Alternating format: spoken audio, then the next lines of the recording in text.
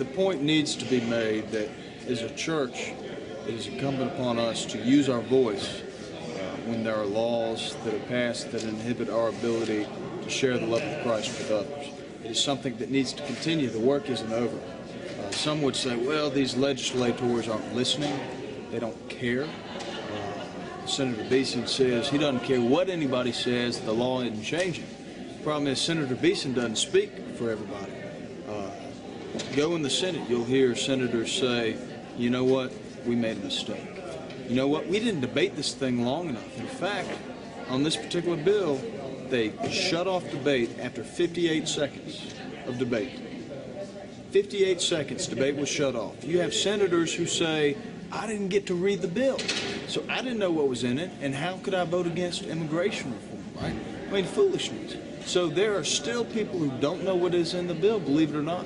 In the House, we had a similar situation. The copy of the bill distributed to 105 members.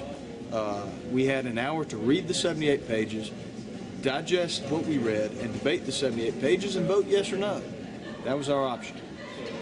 About 38 minutes into the debate, I brought to the sponsor's attention that the copy of the bill distributed amongst the members was actually not the copy of the bill the committee had passed. And his response was, well, they're close enough. So the point remains that education is the key to getting this thing fixed. And if we don't communicate, we can't educate. And so the more direct contact our lawmakers have with their constituents and citizens of this state who have seen firsthand the effects of this law, the more educated our lawmakers will be and the better position they'll be in to make the necessary changes to the law. Go to www.legislature.state.al.us and you can type in your zip code and it will pull up the list of your legislators, and that list will include their phone number, it will include their email address, it will include their mailing address. So don't just shoot an email and say, hey, Representative Hubbard, I think you're a fool because you didn't do this, that, or the other. Shoot me an email, send me a phone call, send me a letter. You know, send. It's all about communication, and don't just stop with the traditional means. There, you know, most of your legislators, they have Facebook. Get on the Facebook page. There's nothing worse as a legislator than having to see people posting bad things on my Facebook page. You know, but the point, because everybody sees it. And at the end of the day, I go back to it's about educating, and we can't educate if we don't communicate.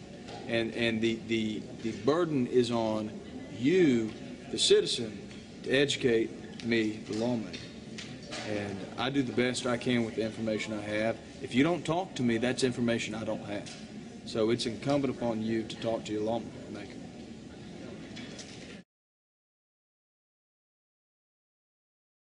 Senator Dial said it best, I think, in an interview on This American Life. He said, well, you know, I don't agree with everything that was in the law. I voted for it because how do you vote against immigration reform? And you hear a lot about unintended consequences. My Republican colleagues like to talk about unintended consequences. That is code for we didn't mean to hurt the people that give us money and that support us. That's what that's code for. Because all of these consequences, they knew were coming because we told them they were coming. We knew what was in the bill and we told them. So you will see, as the political winds shift, you'll see some lawmakers change their position on this law. But for that to happen, the winds have to shift. And the winds don't shift if the lawmaker is living in a bubble and doesn't hear anything about how this law is impacting his constituents. The more these lawmakers hear about it, the more they will have the opportunity to reconsider their positions. And I think reconsider it they must, and reconsider it they will.